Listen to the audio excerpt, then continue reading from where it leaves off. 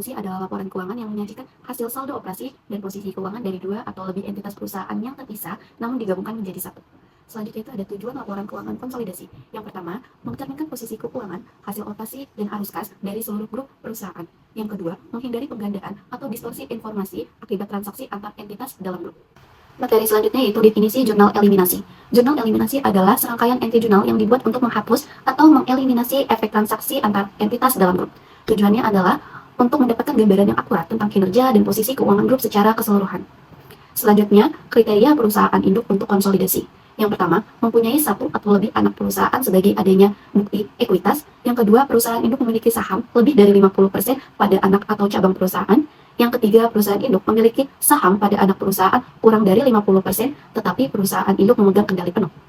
Selanjutnya, peran jurnal eliminasi konsolidasi. Jurnal eliminasi ini bermanfaat untuk memberikan gambaran objektif tentang status keuangan perusahaan dan kegiatan perusahaan, baik perusahaan induk maupun perusahaan anak, serta memiliki beberapa manfaat, yaitu yang pertama, memahami dampak jangka panjang perusahaan cabang terhadap perusahaan induk. Yang kedua, memberikan informasi kepada manajemen perusahaan induk terkait kinerja perusahaan cabang. Yang ketiga, memberikan informasi kepada pihak eksternal jika membutuhkan. Selanjutnya, karakteristik jurnal eliminasi konsolidasi. Yang pertama, berfungsi untuk menghilangkan akun timbal balik, bukan mencatat transaksi baru. Yang kedua, hanya dicatat di lembar kertas kerja konsolidasi, bukan di pembukuan perusahaan. Yang ketiga, menyesuaikan saldo akun secara independen sesuai dengan angka hukum. Yang keempat, itu bertujuan agar laporan ini mencerminkan transaksi terhadap pihak eksternal. Baik, di slide selanjutnya itu ada transaksi-transaksi yang perlu dilakukan eliminasi dalam penyusunan laporan keuangan konsolidasi. Yang pertama ada investasi. Di akun investasi ini harus dieliminasi dengan entitas anaknya. Yang kedua, akun kepentingan non pengendali yang muncul jika kepemilikan pada entitas anak tidak 100%. Maka bagian saham yang dimiliki oleh pihak luar disebut sebagai kepentingan non pengendali. Yang ketiga itu perhitungan perbedaan nilai wajar dan nilai buku dalam konsolidasi. Selisihnya harus disesuaikan supaya mencerminkan kondisi yang sebenarnya. Yang keempat ada goodwill yang muncul jika nilai perolehannya tidak sama dengan nilai wajar. Yang kedua ada akun, yaitu akun resiprokal, yaitu akun timbal balik antara transaksi yang timbul antara anak dan induknya yang harus dieliminasi. Yang ketiga adalah transaksi. Yang pertama, transaksi yang boleh diakui. Yang boleh diakui adalah transaksi kepada pihak ketiga. Transaksi anak dan induk harus dieliminasi, yaitu jual beli persediaan, aset tetap, dan obligasi. Yang kedua, keuntungan dan kerugian hasil dari transaksi intra kelompok usaha yang diakui dalam aset persediaan, aset tetap, dan obligasi harus dieliminasi. Yang ketiga itu adalah penjualan hulu dari entitas anak, dari entitas induk. Semua laba yang disesuaikan akan mempengaruhi bagian laba dari induknya. Sedangkan untuk penjualan hilir dari entitas anak, yaitu semua laba yang disesuaikan akan mempengaruhi bagian laba kepentingan non pengendali. Karena laba ada di anak perusahaan. Format kertas kerja pada jurnal eliminasi konsolidasi. Yang pertama ada nama akun untuk menulis nama atau keterangan akun yang akan perusahaan input. Yang kedua data neraca percobaan yang berisi 2 kolom, yaitu kolom 1 untuk perusahaan induk dan kolom kedua untuk perusahaan anak. Yang ketiga ada jurnal eliminasi yang berisikan nominal jurnal yang akan dieliminasi. Yang terakhir adalah konsolidasi yang berisi nominal dari penjumlahan neraca percobaan. Selanjutnya adalah perhitungan pada jurnal eliminasi konsolidasi. Penyusunan laporan keuangan konsolidasi. Tahap pertama adalah membuat laporan keuangan tersendiri. PT AA adalah perusahaan induk dan anak perusahaan PT BBB yang merupakan satu usaha, sehingga laporan keuangannya harus dikonsolidasi. Sebelum konsolidasi, masing-masing harus menyusun laporan keuangannya tersendiri. Yang pertama adalah diasumsikan PT AA mengakuisisi 100% saham dari PT BBB dengan harga perolehan Rp60 juta pada nilai ekuitas neraca saldo yang sama juga dengan PT BBB. Maka perlu adanya jurnal eliminasi. Jurnalnya adalah modal saham pada debit Rp50.000 dan saldo laba pada debit Rp10.000, lalu investasi pada PT anak Rp60.000 di kredit.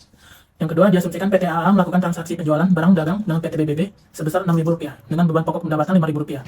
Penjualan tersebut dilakukan secara kredit.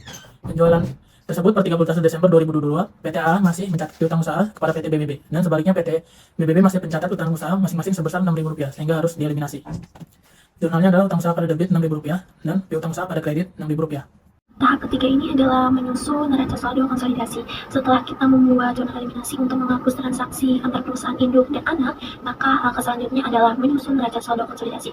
Neraca saldo konsolidasi ini adalah penggabungan neraca saldo PT AA dan neraca saldo PT BB setelah penyesuaian dieliminasi dilakukannya. Yang pertama ada jurnal eliminasi menghapus akun investasi PT AA dan PT BB dan modal saham serta saldo laba PT BB-nya. Yang kedua ada piutang dan utang usaha antar perusahaan dieliminasi agar tidak terjadinya penggandaan. Yang ketiga ada pendapatan diterima di muka, utang obligasi, dan akun lainnya juga disesuaikan.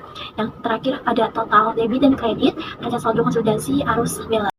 Tahap keempat adalah membuat laporan laba rugi konsolidasi. Setelah kita membuat neraca saldo konsolidasi, maka tahap selanjutnya adalah membuat laporan laba rugi konsolidasi. Dalam laporan ini, pendapatan dan beban konsolidasi dari PT AA dan PT BB digabungkan menjadi satu, namun transaksi antar perusahaan yang sudah dieliminasi tidak dimasukkan kembali.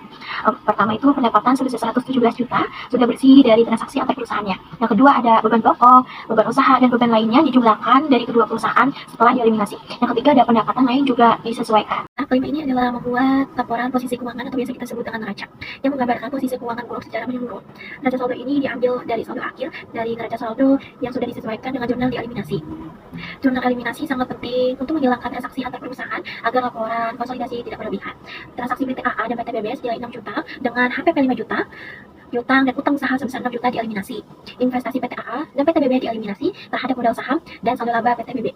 Pendapatan internal sebesar 6 juta dieliminasi agar hanya mendapatkan pendapatan eksternal yang tercatat dalam laporan konsolidasinya. Jadi kesimpulan dari tahap ketiga sampai keempat yaitu neraca saldo konsolidasi dibuat dengan menggabungkan neraca saldo induk dan anak perusahaan setelah zona dieliminasi. Laporan laba rugi konsolidasi disusun dengan menggabungkan pendapatan dan beban kedua perusahaan, mengeliminasi transaksi antar perusahaannya. Laporan posisi keuangan konsolidasi dibuat berdasarkan neraca saldo konsolidasi yang sudah disesuaikan.